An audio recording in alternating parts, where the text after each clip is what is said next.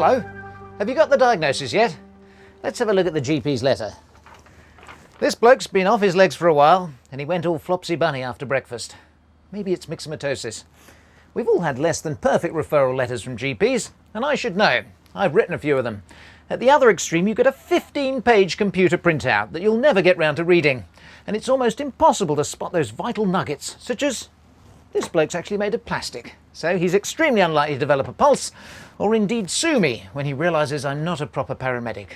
I'm just a GP who loves dressing up. There you go.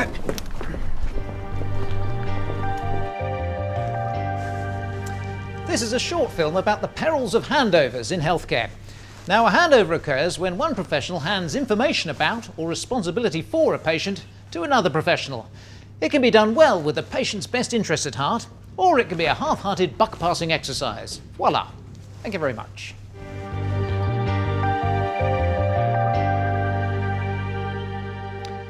What's interesting about handovers is that big errors, such as failing to spot the plasticity of a patient, often happen because of a cascade of smaller errors or omissions. Here's what happened to a real patient when handovers went wrong. Back in the early 1990s, Mitzi was undergoing intensive chemo and radiotherapy. Between treatments, she was sent home, and the consultant assumed that Mitzi would be taken care of by her GP. Looking back, I felt abandoned. I felt when I was having treatment, my GP thought I was under the care of the hospital. But when the oncologist discharged me after part of treatment, he seemed to think I was under the care of the GP. But there seemed to be a lack of communication between the oncologist and the GP as to what the treatment might do to me. And in fact, I just fell between two stools, and I was left in pain that left me suicidal. The mistakes made during handovers are often sins of omission. Nobody leaves out information on purpose, but we're also stressed out and busy and distracted with constant interruptions and paperwork to fill out and targets to hit, blah-de-blah-de-blah-de-blah. And patients often have multiple problems and diagnoses, so it's easy to overlook one, even if it's staring you in the face. Let's analyse how handover errors can occur. This story is based on real events, but it's a reconstruction, so relax. No actors were harmed in the filming of it. Meet Mr. and Mrs. Jones, a delightful couple trying to enjoy a well-earned retirement. They get by with regular help from their daughter Catherine and try to keep healthy and not trouble the NHS unless it's really necessary.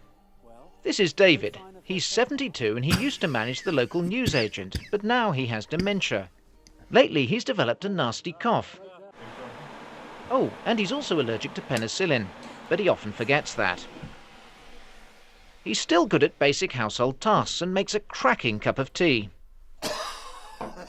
And this is his wife of 45 years, Margaret. She's registered as blind and has arthritis, but she and David make a good team. They generally cope well unless something calamitous happens. Cue something calamitous happening. There you are, love. Thank you, darling. Oh!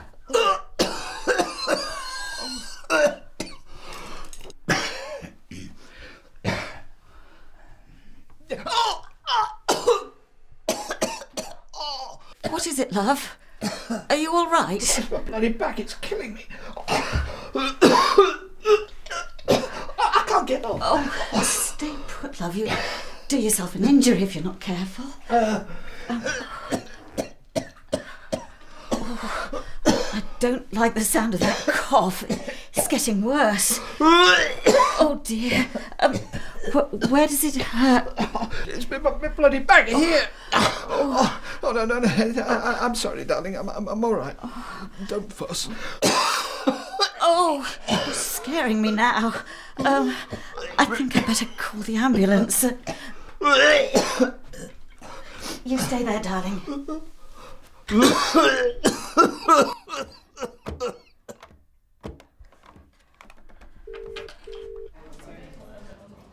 Ambulance emergency. What's the address of the emergency? It's the Firs. The Firs?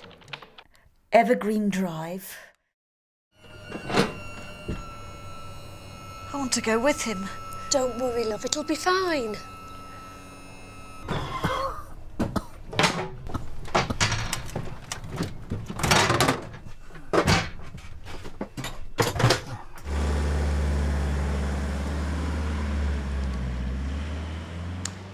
Mr. Jones is clearly unwell, but the first handover between home and the ambulance service appears to have gone well. They've got all the facts and he's on his way to hospital. And they didn't even bother the GP. Mrs. Jones is staying with her friend Phyllis next door. But what about their daughter Catherine?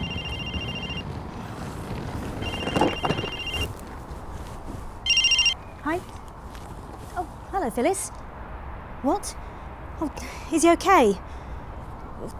Well, I suppose at least he's in the right place, isn't he? And Mum's with you? Okay. I don't really know what I'm going to do. I'm on my way to the station. I've got to go and sort Tony out in Manchester. He's in big trouble this time.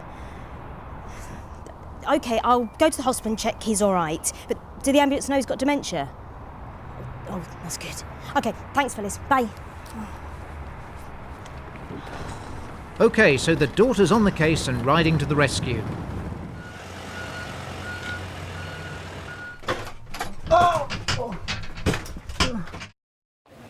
Okay, David, if you excuse me for a moment, I'm just going to speak to the nurse, okay? Hi. Hi, this is David. He's 72. He has some back pain, which he's had for about the past hour, and he's a bit confused. The back pain came on suddenly after a coughing fit. He's also been breathless for a couple of days and he's brought up some green phlegm. His vital signs are stable, apart from low sats at 90%, so we've given him some oxygen and a small dose of morphine for the pain, and he's allergic to penicillin. His home situation, his wife is partially sighted, but the daughter's going to keep an eye on her. OK, thanks. We'll take it from here.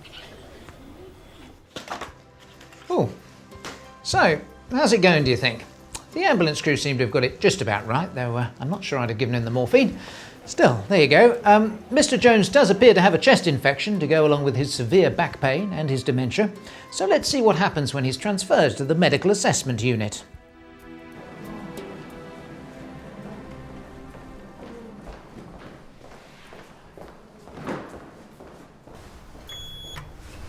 Nurse, nurse, What is it, love? where am I? Where are we going? You're in hospital. Come on, get your oxygen back on for me. Doctor says I mustn't have pills. Oh, it's all right, my love. Here, come on, put your mask back on. It'll make you feel better.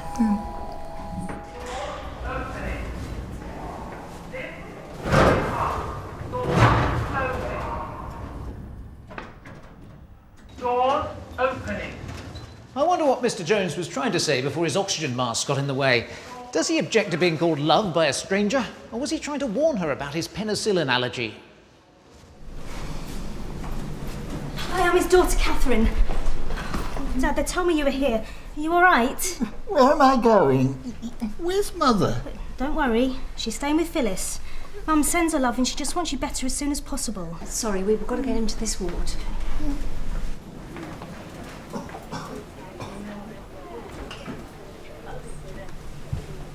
Hi, Tim. This is Mr. Jones. I think you're expecting us. Sure, Jackie. Will you pop him in bed 4, please?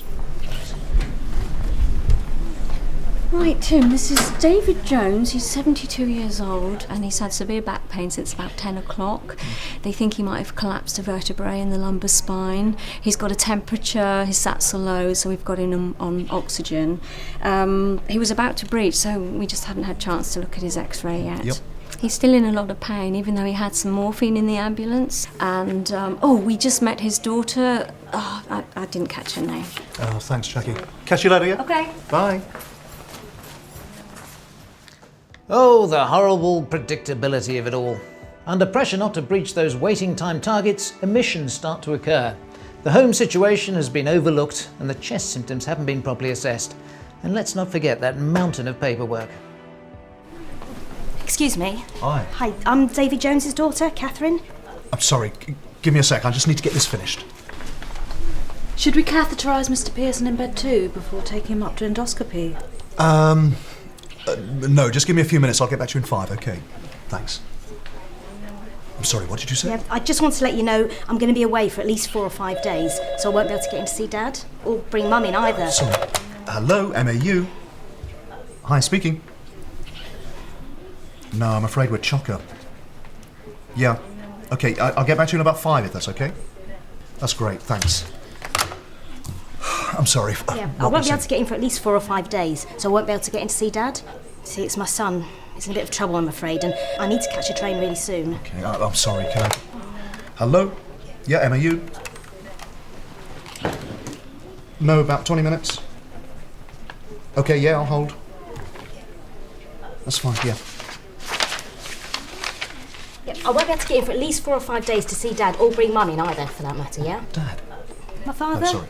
David Jones, the man they just brought in? God, I'm sorry, yes. Look, Mum or Dad, they don't cope terribly well without me, so you won't send him home for fine. at least 4 or 5 days, will you? No. Okay, then. I've left my contact details. Is there anything else you need? No, that'd be great, thanks.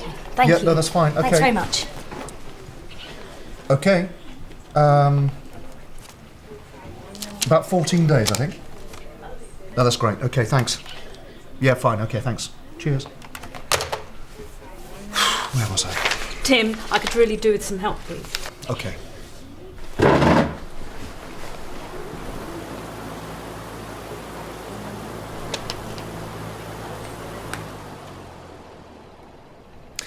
Whoops. If I had a penny for all the vital information that had been lost on the back of the post-it note, I'd be able to buy a lot of post-it notes. Catherine is away for the best part of a week, but is under the impression her father will be looked after in hospital until she gets back. In today's NHS, that seems unlikely. Oh, Dad, you all right? Oh, hello there. Are you all right? I'm fine. You take good care of yourself. I've seen the staff nurse. He knows I'm going to be away for a few days. Oh, don't you go worrying about me. Where are you going? I'm just going to go and help out Tony, but as soon as I'm back, I'll bring Mum in for a visit, OK? Something to look forward to, eh? Is she all right? She's staying with Phyllis until you're better. She misses you. She sends her love, so no need to worry. No, I'll behave. I promise. You're in the best place, Dad. They'll be right as rain in no time. That's good. Is Mum with you? Dad. Ah, Mr. Jones. Let's put your mask back Oh, on. thank you, sister. Thank you. Mr. Jones is kept in the medical assessment unit until his investigations have been completed. Then he's moved to an outlying ward, which can only mean one thing: another handover. And this takes place in the hospital canteen, where 2 rushed nurses cram in the vital information, as well as a sandwich and a cup of tea. Probably has pneumonia. So if the x-ray confirms it, he'll need IV antibiotic. And the antibiotic in question is penicillin-based. Oh dear. He is such a sweetie, Emma. You'll love him to bits. No trouble at all. On the plus side, Mr. Jones has had his chest infection diagnosed. On the downside, he's about to be given intravenous amoxicillin, which is a reckless way of testing whether his penicillin allergy is genuine.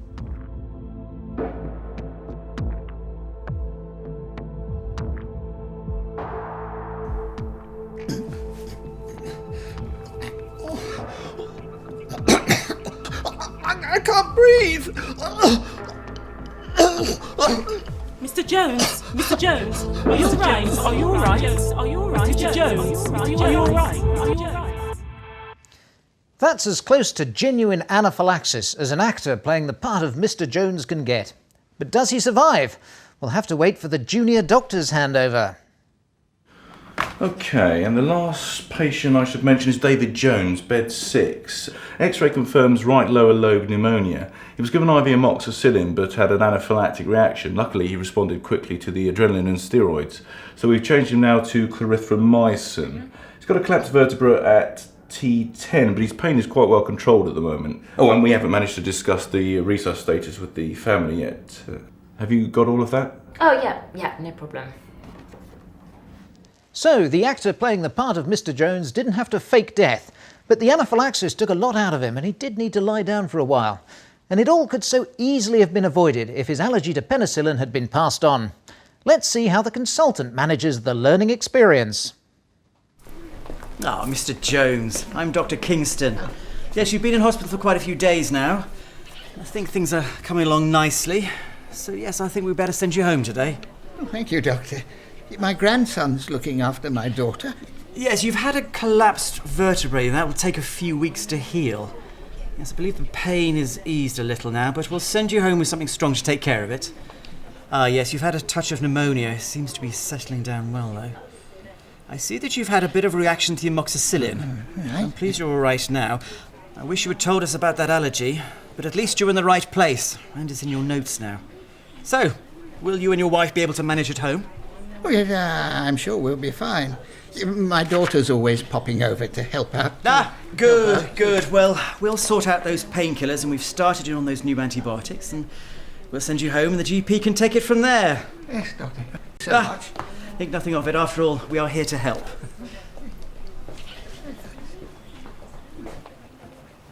Having survived his avoidable near-death experience, Mr. Jones is clearly as keen to get out of hospital as his consultant is to free up a bed. But will he cope with his daughter up north and his wife bedding down with mysterious neighbour Phyllis? This is a message for Isabel Washington. We're sending Mr. David Jones home today, but I can't get hold of his family, so I'm arranging transport. But we do have a few concerns. Could you please ring Emma Jackson in Cassidy Ward? Thank you. Bye-bye. Is that Emma Jackson? You say you have concerns about Mr. Jones. What's his story? He's getting over pneumonia and coming out with antibiotics and also tramadol for a collapsed vertebra. My main concern is, does he understand his meds? It's too late for us to arrange anything now, but it would really get us out of a hole if you could just pop in. You know this is not how we normally do things. Okay then. I'll drop in on my way home. Thanks a lot, Isabel. Bye-bye.